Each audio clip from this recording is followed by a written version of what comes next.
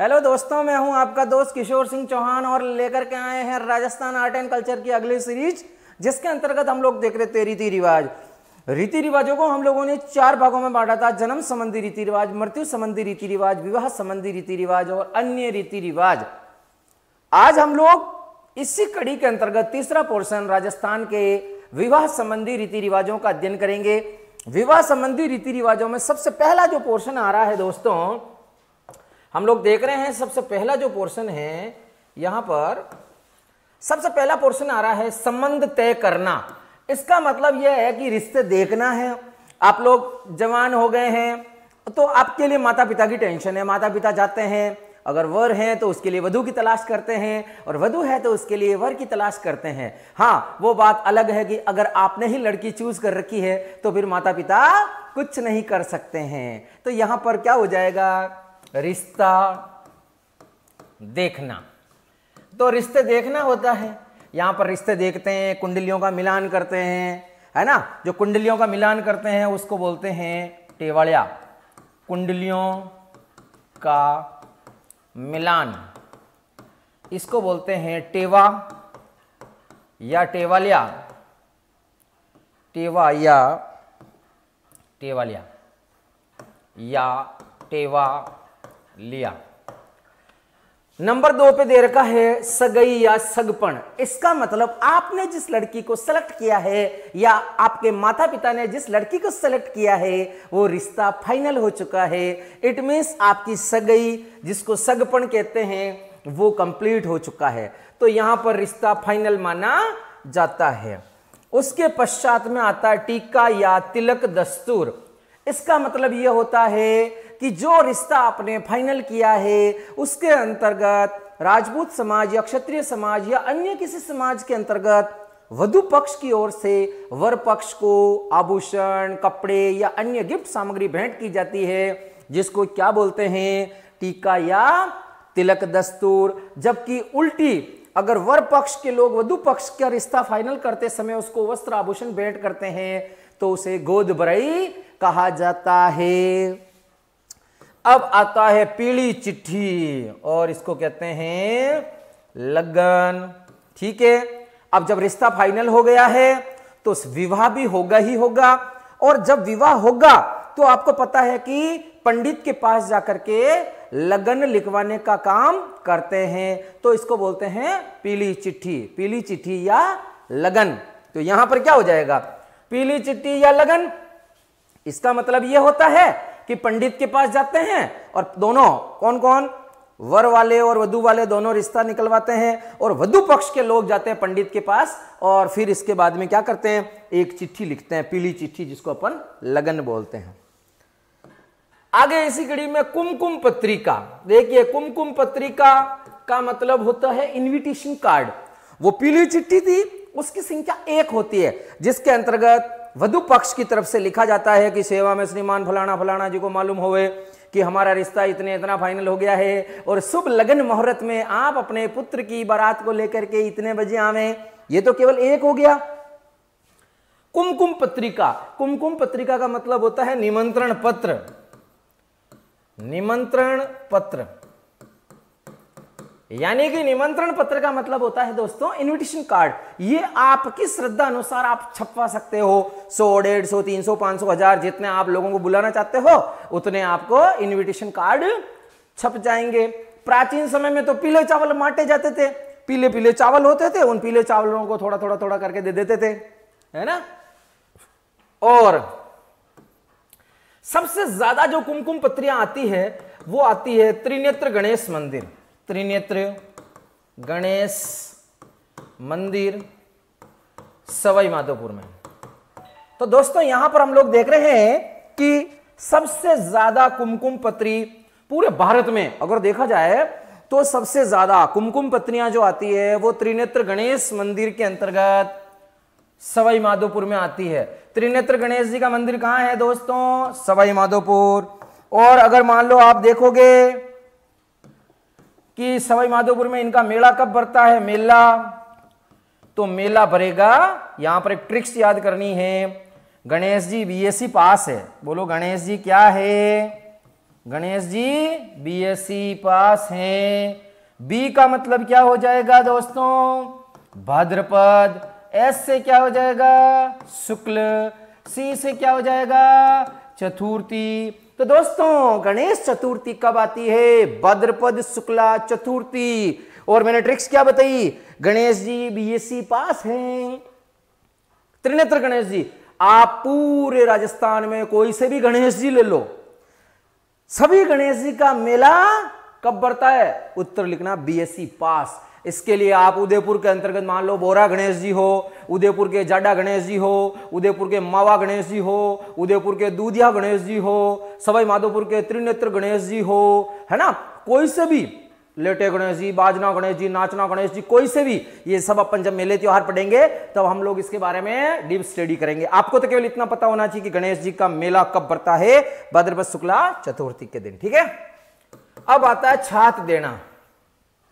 छात देना क्या होता है कि वो जो दुल्हन पक्ष के लोग हैं उन्होंने लगन लिखवा दिया, उस लगन और नारियल के साथ में एक नाई जाति का व्यक्ति, इस छात देना में क्या हो जाएगा? नाई जाति का व्यक्ति, नाई जाति का व्यक्ति उस लगन को लेकर के दुल्हन पक्ष की ओर से वर पक्ष की ओर जाता है और वो नारियल पकड़ाता है, यानी लगन दे करके आता है। जब वो नाई जाति का व्यक्ति जो वापस लौट करके आ रहा होता है तब उसको वर पक्ष की ओर से कुछ गिफ्ट, कपड़े, नगद, आभूषण, जो भी XYZ चीज है गिफ्ट में भेंट की जाती है, वो सारी सामग्री जो देना कहलाता है वो कहलाता है छात देना। तो परीक्षा में छात देने के लिए क्या आएगा कि नाई जाति के व्यक्ति को लगन देने के पश्चात में रिटर्न में दिया जाने वाला गिफ्ट वो कहलाएगा छात देना। अगला दे रखा है इकतई। इकतई क्या होता है? रिश्ता फाइनल हो जाने के पश्चात में वर और वधू दोनों टेलर यानी जो सिलाई करने वाला होता है टेलर के पास जाकर के मुहूर्त से कपड़ों का नाप देते हैं। इस परंपरा को बोलते हैं इकतई। तो यहां पर क्या हो जाएगा? सिलाई का नाप, सिलाई का नाप देना, वो भी कैसे? मुहूर्त से। जब सिलाई का नाप दे रहे हैं मुहूर्त से तो इस परंपरा को या इस रीति रिवाज को क्या कहेंगे? इकतई। मान्य पाठ और विनायक स्थापना, यानी कि हम लोग क्या करते हैं, घर के अंतर्गत विवाह की स्थापना होती है तो हम लोग क्या करते हैं, गणेश जी का एक पाठा लाते हैं और गणेश जी का पाठा ला करके विनायक स्थापना करते हैं, है ना। और महिलाएं काफी सारे गीत गाती है, चालो नी विनायक आपा जोशी जी रे चाला, है ना। तो इस प्रकार के काफी सारे गीत गाती है। आगे दे रखा है मुग्धना। ये परीक्षा के अंतर्गत आया हुआ है।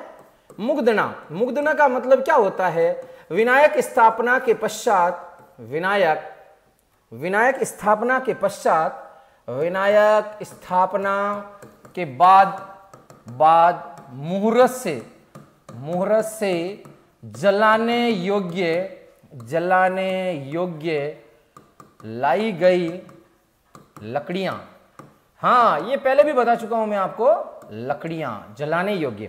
अब जब विनायक स्थापना हो चुकी है तो विनायक स्थापना के पश्चात में मुहूर्त से लकड़ियों को लाते हैं घर में जलाने के लिए, वो लकड़ियां कहलाती है मुग्धना। आगे दे रखा है हल्दी या पीटी या हळद हाथ। हल्दी, पीटी या हळद हाथ। अब जब घर के अंतर्गत विनायक की स्थापना हो गई है तो क्या करते हैं, दूल्हा और दुल्हन को हल्दी की जाती है, पूरे शरीर के ऊपर हल्दी करते हैं। प्राचीन समय में एक नियम होता था कि दूल्हा दुल्हन को 15 दिन तक जब ब्याह बैठता था तो आस पड़ोस के अंतर्गत सारी उसके परिवार रिश्तेदार की जो औरतें आती थी वो उसकी रगड़ के हल्दी करती थी और उसके ऊपर क्या करती थी, हल्दी, पीटी, हळद हाथ, है ना। और वो आप लोगों ने बैठा करके गीत भी गाते हैं कि सोना रो बाजोटियो ने हीरा पन्ना जड़िया झण पर लाडला परने भाई जी फलाना जीरा पोता। इस प्रकार जो महिलाएं होती है और वो गीत गा गा करके उसकी हल्दी कर करके उसको क्या किया जाता है, ऐसा मान्यता प्राप्त है कि गोरा किया जाता है ना। और हल्दी करने से पूर्व उस हल्दी का पेस्ट का कलर होता है येलो और उसके पश्चात उसका कलर हो जाता है डार्क ब्लैक। आप समझ गए होंगे। अब आता है लगदन। लगदन ये परीक्षा में आता है। लगदन, सपोज करो कि किसी की शादी हो रही है यानी कि विवाह हो रहा है तो जो पीटी करने के लिए औरतें आती है, अड़ोस पड़ोस की भाभी जी वगैरह है, काकी जी वगैरह है, तो अंतिम दिन क्या होता है या बीच के अंतर्गत क्या होता है, उनको वापस गिफ्ट दिया जाता है। जैसे कुछ प्लेट्स वगैरह है या बढ़िया कोई थर्मस वगैरह है, उसके अंदर मिठाई वगैरह, प्राचीन समय के अंदर कुछ गिफ्ट दिया जाता था तो उसके अंदर पतासे रख करके देते थे। तो जो रिटर्न गिफ्ट दिया जाता है, जो पीटी करने आती है औरतें, उनको बोलते हैं लगदन। तो यहां पर क्या हो जाएगा, पीटी करने वाली औरतों को रिटर्न गिफ्ट दिया जाता है, जिसको बोलते हैं लगदन। अब आता है कांकण डोरा। कांकण डोरा क्या होता है, एक ऐसा धागा होता है, इस धागे में यहां पर एक शंख यानी छोटी शंख, यहां पर एक लोहे की रिंग होती है, लोहे का टुकड़ा, यहां पर राई लूण की एक पोटली है ना, और इस प्रकार एक धागा होता है जो हाथ और पांव के अंतर्गत भी बांधा जाता है। दूल्हा और दुल्हन दोनों के हाथ में बांधा जाता है, इसको बोलते हैं कांकण डोरा। क्या बोलते हैं दोस्तों, कांकण डोरा। अब आता है रोड़ी पूजना। रोड़ी पूजना का मतलब होता है गोबर देवता की पूजा। गोबर को भी देवता माना गया है, गोबर की पूजा की जाती है। ऐसा माना जाता है कि गोबर को पूजने के लिए उसको बोलते हैं रोड़ी पूजन, और वागड़ में बोलते हैं अकूड़ा, है ना। जो रोड़ी होती है, गोबर का जो ढेर होता है, उसको वागड़ में अकूड़ा बोलते हैं। तो ऐसी मान्यता है कि जिस प्रकार सर्दी, गर्मी, बरसात, ये सारी चीजें वो रोड़ी सहन करती है, और ये सहन करने के पश्चात भी वो जिस खेत में डाला जाता है खाद, वहां पर इतनी पैदावार बढ़ जाती है। इसी प्रकार ये जो दूल्हा दुल्हन है, इसके ऊपर अपना आशीर्वाद तुम लोग बनाए रखना है, रोड़ी देवता या रोड़ी माता जो भी है। बात नूनना या बत्तीसी, इसके अंतर्गत क्या होता है दोस्तों कि जैसे कि मान लो वर या वधू जिसकी शादी हो रही है, उसकी मां अपने पिहर में जाकर के अपने भाइयों को निमंत्रण देती है। इस प्रकार प्राचीन समय में 32 सामग्री खाने पीने की ले जाती थी, इसलिए इसका नाम पड़ा बत्तीसी। और चावल ले जा करके देती थी, भात जिसको अपन बोलते हैं चावल, और ले जा करके कहती थी कि मेरे पुत्र या पुत्री का विवाह है और आप सब लोग गाजे बाजे के साथ में आना, और मेरे लिए कपड़े वगैरह जो भी XYZ चीजें हैं, इसको बोलते हैं भात नूनना। अब जब वो इन्विटेशन दे करके आ गई है, तो वो मायरा लेकर के आता है भाई। भाई जब क्या करते हैं, मायरा लेकर के आते हैं, जिसको मायरा या भात भरना कहते हैं, और गीत गाते हैं यहां पर, वीरो जी तो आया आया, चूनड़ तो लाया। ठीक है, इस प्रकार के गाने गाए जाते हैं जिनको मायरा के गीत बोलते हैं। अगला है चाक पूजन या जेगड़े लाना। एक्चुअली क्या होता है, यहां पर आपको पता हो तो काफी सारे गड़े के ऊपर गड़े, 3-4 गड़े या 1-2 गड़े, महिलाएं क्या करती है, कुम्हार के घर जाती है और चाक पूजन करती है, और चाक पूजन करने के पश्चात में कुम्हार के घर से मुहूर्त से वो गड़े लेकर के आती है, जिसको बोलते हैं चाक पूजन या जेगड़े लाना। अब ये जेगड़ जो होते हैं, जेगड़ लाते हैं, उनको घर की दहलीज पर, जो घर की दहलीज होती है, उस दहलीज के ऊपर कौन उतारता है, घर का दामाद उतारता है। घर का दामाद या अपने परिवार में जो भी वरिष्ठ होते हैं दामाद, वो उतारेंगे इनको, जेगड़ को। ठीक है दोस्तों, आगे दे रखा है बिंदोली। बिंदोली जब बारात जाती होती है, उसके एक दिन पूर्व पूरे गांव के अंतर्गत क्या करते हैं, नाचना, गाना, कूदना, मजे लेना। और ये आप सब लोगों का फेवरेट संस्कार ये होता है, जिस कब बिंदोली आती है, कब खाओ पियो, नाचो, एंजॉय, गाओ पियो, है ना। पूरे गांव के अंतर्गत उसको चारों तरफ घुमाते हैं। अगर यहां पर एक RPSC के अंतर्गत एक प्रश्न आ जाता है कि बिंदोरी नृत्य, बिंदोरी लोक नृत्य है, वो कहां का प्रसिद्ध है, तो इसका उत्तर हो जाएगा झालावाड़। यह प्रश्न आया हुआ है बिंदोरी। वरी पडला, वरी पडला क्या होता है दोस्तों कि एक जब बारात जा रही होती है, तो उसके एक दिन पहले क्या करते हैं, एक बक्सा लेते हैं, और इस बक्से के अंतर्गत जो दुल्हन होती है, उस दुल्हन की मूलभूत आवश्यकताएं, जितने सारे आभूषण वगैरह है, श्रृंगार की सामग्री है, कुछ कपड़े वगैरह हैं, जो ले जाने के लायक चीजें होती है ना, तो वो उस बक्से के अंतर्गत, अटैची पेटी, सूटकेस, कुछ भी हो सकता है, उसके अंतर्गत वो रख लेते हैं और उसको ले जाते हैं सामान को। इसको बोलते हैं वरी पडला। जानोटन, जानोटन का मतलब क्या होता है, बारात जा रही होती है तो वर पक्ष की ओर से दिया जाने वाला जो भोज होता है, उसको बोलते हैं जन्नोटन। जैसे बारात रवाना हो रही है, उससे पहले बारातियों को जो भोजन दिया जाता है वर पक्ष की ओर से, वो कहलाता है जन्नोटन। क्या कहलाएगा दोस्तों, जन्नोटन। अब वर निकासी होती है, बारात रवानगी होती है। सबसे पहले मोड़ बांधना। मोड़ बांधता है घर के अंतर्गत दामाद, जो पहले जीजाजी होते हैं वो उसके मोड़ बांधते हैं। मोड़ बांधने का मतलब दोस्तों क्या होता है, जो साफा होता है इस साफे के यहां पर मोड़ बांधा जाता है, यानी विजय का प्रतीक माना जाता है, उस मोड़ को भी मोड़ बांधना। फिर गणेश जी के धोख देना, दूल्हा होता है वो गणेश जी के धोख देता है, और गणेश जी के धोख देने के बाद उसके अंतर्गत क्या होती है, मुट्ठी भराई होती है। मुट्ठी भराई, इस मुट्ठी भराई में क्या होता है दोस्तों कि जब बाहर निकलता है दूल्हा तो एक थाली के अंतर्गत सिक्के लाते हैं, और वो दूल्हा होता है एक मुट्ठी भर के वो सिक्के उठाता है और अपनी जेब में रख लेता है। प्राचीन समय से ये परंपरा चली आ रही है कि जब जंगल के अंदर का बारात गुजरती थी और मान लो कभी डाकू वगैरह आ जाते थे तो उस दूल्हे के जेब में जो सिक्के हैं उन सिक्कों को निकाल के वो डाकुओं को दे देता था और अपने दुल्हन को सुरक्षित ले आता था। ऐसी परंपरा जो चली आ रही है उस परंपरा का निर्वहन अभी तक किया जाता है, इसको बोलते हैं मुट्ठी भराई या मोट भराई। बहिन द्वारा राई लूण की आरती उतारना, राई लूण की आरती, जो बहिन होती है वो दूल्हे के पीछे पीछे राई और लूण की आरती उतारती है कि आसपास के अंदर जो अनिष्टकारी या बुरी शक्तियां हैं वो बुरी शक्तियां मेरे भाई के बीच में रोड़ा नहीं उठकावे। भाभी द्वारा काजल लगाना, भाभी द्वारा क्या हो जाएगा दोस्तों, भाभी के द्वारा काजल लगाया जाता है। दोस्तों भाभी के द्वारा जो काजल लगाया जाता है और भाभी ऐसा मानती है कि आपको बुरी नजर से बचाए, है ना, भाभी के द्वारा काजल लगाया जाता है। थाने काजल यो लगा दूं आज पलका में बंद करे रखूं ली, है ना। तो भाभी चाहती है कि हे मेरे देवर जी आप शादी करने के लिए जा रहे हो, मैं आपको काजल का टीका लगाती हूं, आपको बुरी शक्तियों से बचाए, बुरी नजरों से बचाए, इस प्रकार भाभी काजल लगाती है। अगला दे रखा है वेरी वेरी इंपॉर्टेंट, थन चोंगनी। थन चोंगनी में क्या करती है, मां दुल्हे को स्तनपान कराती है। मां दुल्हे को स्तनपान कराती है और कहती है कि हे बेटा मैं तुझे दूध पिला रही हूं, तू मेरे दूध की लाज रखना और बिना दुल्हन के लौट के मत आना। इस संस्कार को कहते हैं, रीति रिवाज को कहते हैं थन चोंगनी। थन चोंगनी सिर्फ दो जगह होती है, एक तो युद्ध में जाते समय मां दूध पिलाती है और एक विवाह में जब वर निकासी होती है तब दूध पिलाती है। जब प्राचीन समय के अंतर्गत दूल्हा जब युद्ध क्षेत्र में जाता था तब मां दूध पिलाती थी और कहती थी कि हे मेरे लाल तू युद्ध क्षेत्र में जा रहा है, मर के आ जाना या मार के आ जाना, परंतु मेरे दूध की लाज रखना, मेरे दूध को मत ले जाना। इसी प्रकार तू शादी करने के लिए जा रहा है तो दुल्हन को लेके आना, ठीक है, ओके। इसको बोलते हैं थन चोंगनी। अब दोस्तों देखिए बारात जा चुकी है। अब बारात जा चुकी है तो वर पक्ष के अंतर्गत घर के सारे पुरुष सदस्य बारात में चले गए, पीछे बचती है औरतें और निकालती है टूटिया। क्या होता है, टूटिया।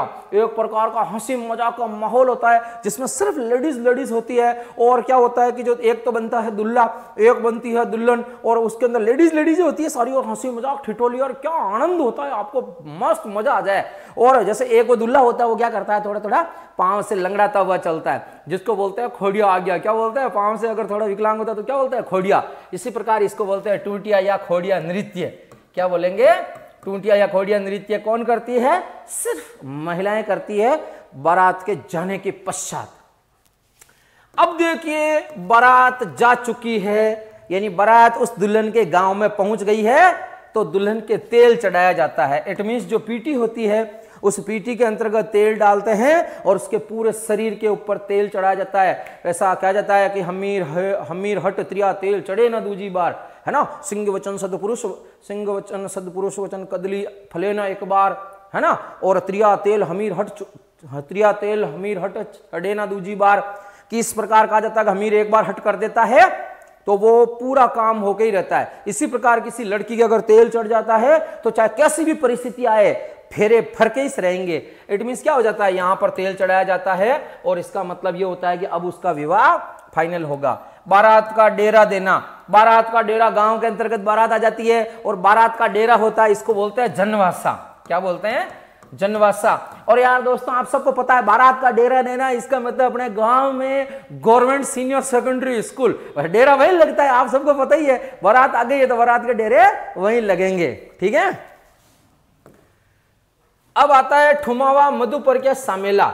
इसका मतलब यह होता है दोस्तों कि जब बारात का डेरा लग चुका है तो वधु पक्ष की ओर से वर पक्ष का स्वागत किया जाता है। स्वागत, जिसको हमेड़ा कहते हैं अपन, हमेड़ो स्वागत किया जाता है। इसको सामेड़ा, मधुपर्क या ठुमावा भी कहते हैं। तो इसमें क्या हो जाएगा, सिंपल सी बात है दोस्तों कि वधु पक्ष की ओर से वर पक्ष के लोगों का स्वागत करना सामेड़ा या मधुपर्क या ठुमावा कहा जाता है। अब आता है जलो एवं जलाल गीत। जलो एवं जलाल गीत है ना, जलो एवं जलाल गीत।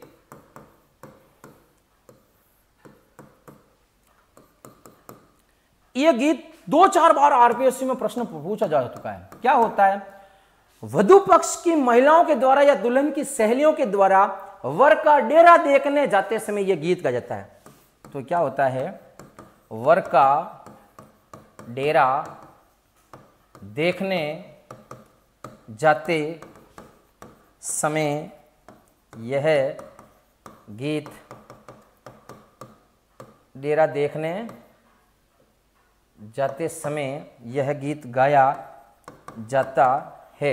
यानी दोस्तों क्या हो जाएगा, जलो एवं जलाल गीत के अंतर्गत दोस्तों कि वर पक्ष के लोग होते हैं, है ना, तो यहां पर क्या हो जाएगा, इसके अंतर्गत वर पक्ष का डेरा देखने जाते समय वधु पक्ष की जो सहेलियां होती है वो डेरा देखने जाते समय गीत गाती है, जला से नामलिया, है ना, मैं थारा डेरा निरखण आइयो जलाल, हाँ जी सा, है ना, कि मैं थारा डेरा निरखण आइयो जलाल। ये मतलब जलाल, उस दूल्हे की तुलना जलालुद्दीन मोहम्मद अकबर से की गई है और जो दुल्हन होती है उसकी तुलना जोधाबाई से की गई है। अब देखिए यहां पर एक जलाल और बूबना, उससे भी तुलना की गई है। कभी वक्त मिलेगा तो वो भी स्टोरी में आपको बताऊंगा।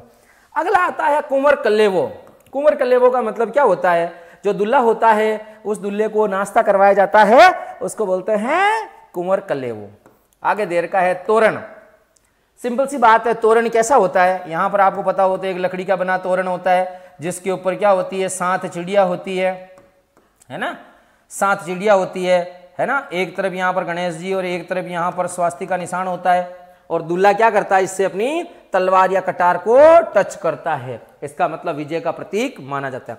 यहां पर एक प्रश्न आता है कि तोरण वाले लोक देवता जिसकी पूजा की जाती है वो है मामा देव जी।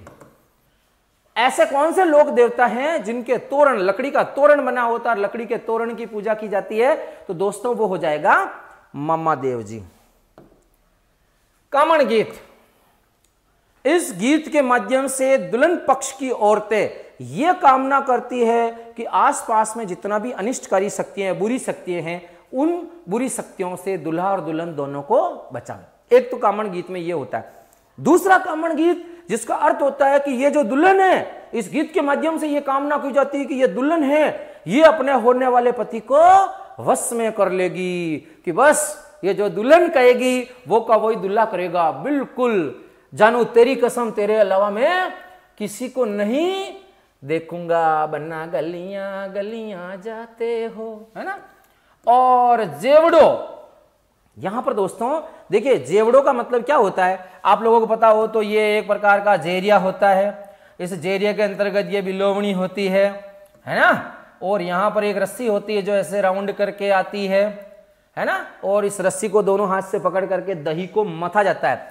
तो ये रस्सी होती है, इस रस्सी से क्या करती है, दुल्हन की मां उस दूल्हे को नापती है। रस्सी से, जो दही बिलोनी की जो रस्सी होती है उससे क्या करती है, दूल्हे को 7 बार नापती है। इस प्रथा को क्या कहते हैं, जेवड़ो। क्या कहते हैं, जेवड़ो, है ना। फिर देखो दही खिलाएगी और जल्ला माला की आरती। जो जल्ला माला की आरती है, दीपक होता है ना, जिसको अंतर्गत खूब सारे दीपक जलते रहते हैं, उससे उस दूल्हे का स्वागत किया जाता है, जिसको बोलते हैं जल्ला माला की आरती। फिर मंडप या चवरी बनाई जाती है, केले की चवरी। फिर हथले वो जोड़ा जाता है और उनके कपड़े, जो दुल्हा और दुल्हन होती है, दुल्हा और दुल्हन, उस दुल्हा दुल्हन के जो आपसी कपड़े होते हैं, उस कपड़े के अंतर्गत जो गांठ बांधी जाती है उसको बोलते हैं दोस्तों गठजोड़। फिर अभियारोहण। अभियारोहण क्या होता है दोस्तों, जो पंडित होता है वो पंडित क्या करेगा, मंत्रों का उच्चारण करेगा। जो मंत्रों का उच्चारण करते हैं उसको बोलते हैं अभ्यारोहण। यानी कि विवाह होता है, उस विवाह के समय फेरे फरते हैं, तो फेरे फरते समय जो पंडित होता है वो मंत्रों का उच्चारण करेगा, जिसको हम बोलेंगे अभ्यारोहण। फिर फेरे, भंवर या पलेटे, इसके अंतर्गत क्या होता है कि 7 फेरे लिए जाते हैं, परंतु बाबूजी राठौड़ 3.5 फेरे में से लौट करके वापस आ गए थे, इसलिए राठौड़ जाति के लोग आज भी 3.5 या 4 फेरे लेते हैं। जबकि श्रीमाली समाज के अंतर्गत जो दूल्हा होता है वो दुल्हन को गोदी में उठा करके फेरे पड़ता है। तो परीक्षा में प्रश्न आ जाता है कि किस समाज में दूल्हा अपनी दुल्हन को गोद में लेकर के फेरे फरेगा दोस्तों? तो श्रीमाली समाज, ये उनका रीति रिवाज है। ठीक है दोस्तों। फिर साला कटारी। साला कटारी क्या होता है कि फेरे फरने के पश्चात में क्या होता है, जो दुल्हन होता है उस दुल्हन का भाई वो उस दूल्हे की गोदी में आके बैठता है या अंगूठे को पकड़ता है और फिर वो नेक लेता है, कुछ पैसे लेता है और फिर वो चला जाता है। इसको बोलते हैं दोस्तों साला कटारी। पगधोई, विवाह हो जाने के पश्चात में दुल्हन के जो माता पिता होते हैं वो दूल्हे के पांव धोते हैं, इस परंपरा को बोलते हैं पगधोई। फिर कन्यादान, विवाह हो जाने के पश्चात में जो हथलेवा जोड़ाया जाता है, हथलेवा खोलने के पश्चात उस पूरी दुल्हन की जिम्मेदारी दूल्हे को सौंप दी जाती है कि आज से बेटी ये तेरी, तू जिम्मेदारी ले, यानी जिम्मेदारी तेरी। इसको बोलते हैं कन्यादान। तो इसमें क्या होती है, दुल्हन की जिम्मेदारी वर को सौंपना, तो इसमें कन्यादान। आगे आता है माया की गेह। माया की गेह में क्या हो जाएगा दोस्तों कि फेरे फरने के पश्चात दुल्हा और दुल्हन दोनों, दुल्हन के घर में जो गणेश जी की स्थापना होती है, गजानंद जी होते हैं, वहां जाते हैं और उनके धोख लगते हैं और उनसे जीवन के अंतर्गत सुख समृद्धि की प्रार्थना करते हैं। इसको बोलते हैं दोस्तों माया की गेह। आगे आता है कन्यावल या अखनाल। कन्यावल या अखनाल क्या होता है दोस्तों कि जैसे जिस दिन शादी होती है उस दिन दुल्हन पक्ष के जो माता पिता, दुल्हन के माता पिता और दुल्हन के जो लोग होते हैं परिवार के सदस्य, वह दिन भर उपवास या व्रत रखते हैं। तो फेरे फरने के पश्चात में उपवास या व्रत खोला जाता है। इस परंपरा को बोलते हैं कन्यावल या अखनाल, यानी कि फेरों के पश्चात, फेरों के बाद व्रत खोलना। फेरों के बाद क्या करेंगे, व्रत खोलेंगे। अब आता है जीमण, इसको बोलते हैं जेवणहार। जेवणहार, यह जीमण या जेवणहार 2 प्रकार का होता है। एक होता है कंवारी जान का जीमण, यानी कि फेरे बाद में होते हैं, जीमण पहले हो जाता है तो वो कंवारी जान का जीमण कहलाता है। दूसरा होता है परिण्योड़ी जान का जीमण, पहले फेरे होते हैं, बारात बाद में जीमती है। अब अपने तो क्या है कि आपको पता हो जीमने से मतलब है, भले कंवारी जान का जीमण हो चाहे परिण्योड़ी जान का जीमण हो, अपने तो जीमने से मतलब है ना। और यहाँ पर आपको पता ही है। फिर होती है पहरावणी, पहरावणी है ना। तो यहाँ पर क्या हो जाएगा दोस्तों, पहरावणी, रंगबरी या समठूणी। इसमें क्या होता है दोस्तों कि जब बारात की रवानगी होती है उससे पूर्व क्या होते हैं, दुल्हन पक्ष के जो सदस्य होते हैं वो वर पक्ष को कपड़े वगैरह है ना पहरावणी करते हैं, कपड़े वगैरह पहनाते हैं, कपड़े वगैरह भेंट करते हैं। इसको बोलते हैं पहरावणी, रंगबरी या समठूणी। अब आता है मामांटा, जिसको बोलते हैं सासू छाबड़ा। मामांटा को क्या बोलेंगे दोस्तों, सासू छाबड़ा। इसमें क्या होता है दोस्तों कि जो दूल्हा होता है उस दूल्हे की मां वो बारात में आती नहीं है, तो उस दुल्हन की मां के लिए वधु पक्ष की ओर से कपड़े भेजे जाते हैं, जिसको बोलते हैं मामांटा या सासू छाबड़ा। ये तो दुल्हन की सास के लिए कपड़े भेजना। अब आती है विदाई। बेटी की जब विदाई होती है ना, तो बेटी की विदाई पर कोयलड़ी, ओलियू, है ना, और पाको आम्बो, वायरियो, हैं, ये सारे के सारे क्या है दोस्तों, लोकगीत गाए जाते हैं। आम्बो ने आमलियां पाकी, है ना, ये आम्बो ने आमलियां पाकी, कोयल बैसा सिद्ध चालिया, है ना, और माने कंवर बाई सारी ओलियू आवे और आज, ओलियू का मतलब होता है याद, है ना, अरे आगे आगे बैंड बजा पीछे मोटर कार है, रोना नहीं बनड़ी रंगीला बना साथ है ना। इस प्रकार के विदाई के गीत गाए जाते हैं, बन्ना गलियां गलियां जाते हो, है ना। और दोस्तों है कांसा भेजना। कांसा भेजना का मतलब क्या होता है, प्राचीन समय के अंदर से एक परंपरा चली आ रही है कि जब बारात की विदाई होती थी तो बारात पैदल पैदल जाती थी प्राचीन समय में, तो दूल्हा दुल्हन को बीच रास्ते में भूख लग जाती है, भूख लग जावे तो क्या करते थे कि एक जो थाली होती है उस थाली के अंतर्गत भोजन पैक करके भेजा जाता है। अब आजकल तो मिठाई वगैरह वो भेजी जाती है एक थाली के अंतर्गत, और वो थाली कांसे की होती है इसलिए कांसा भेजना कहते हैं। तो साथ में क्या करते हैं, भोजन भेजा जाता है, इसको बोलते हैं कांसा भेजना। अब आता है वड़। वड़ क्या होता है दोस्तों, जैसे कि मान लो कि यहां पर यहां से बारात इस सिटी में गई, ये सिटी कोई ए है, ये कोई बी गांव है, और बीच के अंतर्गत कोई मान लो डी गांव पड़ता है। इस डी गांव के अंतर्गत अपनी बुआ जी की शादी या अपनी बहन की शादी करवा रखी है। बारात ए से बी गांव में गई और फेरे फरने के पश्चात जब वापस आ रही होती है तो डी गांव के अंतर्गत रुकती है। ये यहां पर इनको नाश्ता या भोजन देती है। कौन देती है, अपनी बुआ या अपनी बहन देती है। इस परंपरा को बोलते हैं वड़ देना। इसका मतलब क्या होता है कि जब बारात होती है, जब बारात वापस लौट करके आ रही होती है तो बीच में कोई गांव पड़ता है तो उसमें बुआ या अपनी जो बहन होती है वो नाश्ता या भोजन देती है। इसको बोलते हैं वड़ देना। क्या बोलते हैं, वड़ देना। बांधना रोकना, जब दुल्हन आ गई है तो मेन गेट के ऊपर दूल्हे की बहनें खड़ी होती है और वो कहती है कि नेक दो, नेक दोगे तभी हम अंदर जाने देंगे, है ना, बांधना रोकना। फिर आता है जुआ जुई का खेल। अभी क्या होता है कि एक बड़ा सारा तगारा लिया जाता है, उस तगारे में पानी भरा जाता है ना, और अंगूठी डाली जाती है और उसके पानी को थोड़ा धुंधला कर देते हैं, हल्दी या छाछ वगैरह जो भी डाल के। दुल्हन के तो दोनों हाथ अंदर रहते हैं, दूल्हे के एक हाथ रहता है अंदर, और अंगूठी को अंदर छीना झपटी की रस्म चलती है। और आपको पता है क्या आनंद आता है, इसको बोलते हैं दोस्तों जुआ जुई का खेल। ये खेल प्राचीन समय से चलाया था। प्राचीन समय के अंतर्गत क्या होता था कि दूल्हा और दुल्हन एक दूसरे के करीब कैसे आवे, एक दूसरे को कैसे जाने, एक दूसरे के विचारों से कैसे मेल हो, एक दूसरे का स्पर्श कैसा है, इस प्रकार से लोगों ने उनको करीब लाने के लिए गेम्स स्टार्ट किए। वो गेम्स कहलाते हैं दोस्तों जुआ जुई का खेल। अब आता है सोटा सोटी या साठ की।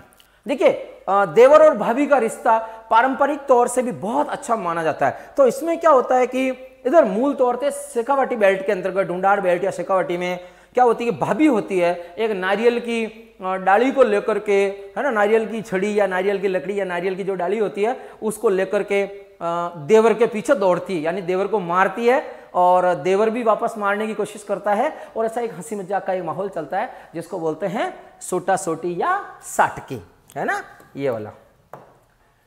अब आता है ओलंदी, या इसको गांव की भाषा में कहते हैं ओलालिंडी, है ना। ये पहले भी बता चुका हूं मैं आपको कि जब दुल्हन होती है तो दुल्हन अपने पीहर को छोड़ के ससुराल में आती है तो उसके साथ कोई ना कोई एक लड़की, कोई ना कोई स्त्री भी साथ में आती है। यानी कि दुल्हन के साथ आने वाली कोई स्त्री, यानी दुल्हन के साथ आने वाली एक्स्ट्रा स्टेपनी, जिसको अपन क्या कहेंगे, ओलंदी कहेंगे। फिर आता है जात देना। तो दूल्हा दुल्हन होते हैं वो देवी देवता के धोख देने जाते हैं, है ना। मांडा झांकना, तो क्या होता है कि वो दुल्हन वापस अपने पीहर चली जाती है तो वो दुल्हन को लेने के लिए वापस दूल्हा जाता है, उसको बोलते हैं मंडा झांकना। फिर वापस भू बंदोला, कि जब दूल्हा दुल्हन होते हैं वापस अपने गांव आ जाते हैं तो अड़ोस पड़ोस के लोग क्या करते हैं, भोजन के ऊपर बुलाते हैं बहू के साथ में बिंदोला देना, तो उसको बोलते हैं भू बंदोला।